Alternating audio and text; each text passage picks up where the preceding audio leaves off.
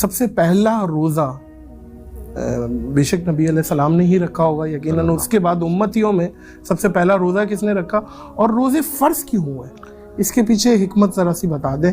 Fasting تو ایک وہ تو سائنٹیفکلی ایک وہ پروون ہے، اس کے علاوہ کیا ہماری شریعت؟ فاسٹنگ کا جو ایک کلچر تھا نا وہ عرب میں تھا گھوڑوں کے لیے، گھوڑوں کو روزے رکھواتے تھے۔ اچھا، کیونکہ گھوڑا ریگستان میں ٹف ماحول کا عادی نہیں ہوتا، تو اسے عادی کرنے کے لیے، اونٹ کے اندر تو ہے کہ وہ 1 مہینے کا پانی سٹور کر لیتا ہے، لیکن گھوڑے کو وہ پریکٹس کرواتے تھے کہ اگر اسے بھوکا پیاسا رہنا پڑے، کیونکہ بعض اوقات گھوڑے پہ آپ جلدی بیٹھ کے سفر طے کر سکتے ہیں، تو یہ کام کیا کرتے تھے۔ باقی اس طریقے سے کوئی روزے ان میں رائج نہیں تھے۔ 2 ہجری وہ پہلا سال تھا ہجرت کا جس میں رمضان شریف کے روزے فرض ہوئے۔ اس سے پہلے بخاری مسلم میں آتا ہے کہ مسلمانوں پہ ایک روزہ فرض تھا، وہ عاشورہ کا روزہ تھا، 10 محرم کا۔ اچھا، یہ فرض تھا، اور آلموسٹ کوئی 2 سے 3 درجن احادیث موجود ہیں بخاری مسلم میں عاشورہ کے روزے کے اوپر۔ جب رمضان المبارک اللہ تعالیٰ نے فرض کیے روزے تو وہ پھر عاشورہ کا روزہ ابھی بھی کنٹینیو ہے، اب بھی ہے، اب سنت کے طور پہ، سنت فرض نہیں ہے، سنت کے طور پہ ہے۔ اب رہا معاملہ کہ روزے فرض کیوں ہیں، وہ اللہ تعالیٰ نے سورۃ البقرہ میں فرما دیا لعلکم تتقون، تاکہ تم پرہیزگار بن جاؤ۔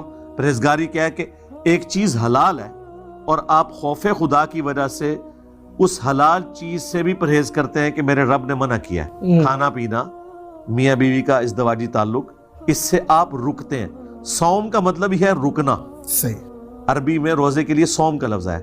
آپ حلال چیز سے بھی رک جاتے ہیں رمضان میں صرف اس وجہ سے کہ میرے رب نے منع کیا ہے، اتنی دیر کے لیے میں نے رکنا ہے۔ تو یہ آپ کی پریکٹس ہے کہ اگر آپ نے حلال سے بھی رکنا ہے تو پھر بدرجہ اولا آپ نے حرام چیزوں سے بھی بچنا ہے، یہ پریکٹس ہوتی ہے۔ صحیح۔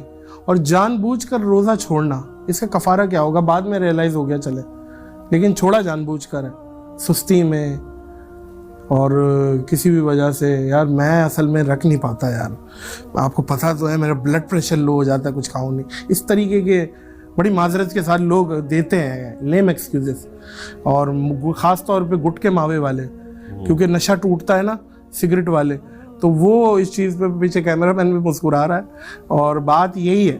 اس چیز پہ تھوڑا سا بتائیں کہ کفارہ۔ نماز پڑھتے ہیں ویسے سر، آپ فرض چیز چھوڑ اللہ ماشاء اللہ، ہاں، تو جو نماز نہیں پڑھ رہا تو وہ روزہ بھی چھوڑ دے، کیا فرق پڑتا ہے؟ وہ اسلام سے تو نکل چکا ہے، تو ٹھیک ہے ایک ڈبکی اور لگا لے۔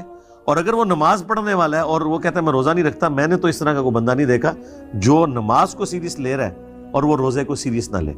جینون پرابلم ہو سکتی ہے اگر کوئی شخص دائمی بیمار ہے، جس طرح شوگر کا مریض ہے، اسے انٹیک کچھ عرصے بعد انسولین لیتا ہے، یا انسولین تو ایک ہے نا، بعض اوقات ان کو کھانے پینے کے لیے بھی کوئی چیز لینی پڑتی ہے۔ اگر کوئی پرماننٹلی بیمار ہے اور وہ روزہ نہیں رکھ سکتا تو پھر وہ فدیہ دے گا۔ سورۃ البقرہ میں آئے ایک مسکین کو آپ نے ایک وقت کا کھانا کھلانا ہے تو ایک روزے کا فدیہ ادا ہو جائے گا جو آپ نارمل خود کھاتے ہیں۔ صحیح بخاری میں آتا ہے انس بن مالک جب بوڑھے ہو گئے، 100+ ان کی ایج ہو گئی تھی، تو وہ روزے نہیں رکھ سکتے تھے۔ بڑھاپا بھی ایک بیماری کی وہ فارم ہے جس میں انسان کمزور ہو جاتا ہے، تو وہ مساکین کو اپنے گھر بلا کر گوشت کے ساتھ کھانا کھلایا کرتے تھے۔ ہاں، یہ بات ہے، پرائورٹی کی بات ہے۔ یہ نہیں ہے کہ آپ خود گوشت کھاتے ہیں اور جب فدیہ دینے کی باری آئے تو آپ کوئی دال سبزی کے ریٹ کے اوپر وہ فدیہ نکال رہے ہوں۔ ایک وقت کا کھانا کھلا دیں تو وہ آپ کا ادا ہو جائے گا۔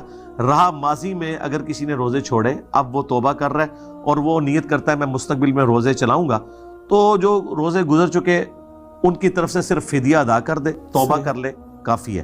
کیونکہ اگر ہم اس تردد میں اسے ڈالتے ہیں کہ تم سارے روزوں کی قضا کرو، ہو سکتا ہے وہ اتنا متنفر ہو کہ وہ پھر آندہ رکھنے سے بھی بھاگ جائے، تو وہ رکھنے کی ضرورت نہیں ہے۔ قضاء عمری والا معاملہ، ہاں، وہ قضاء عمری والا سلسلہ شروع ہے۔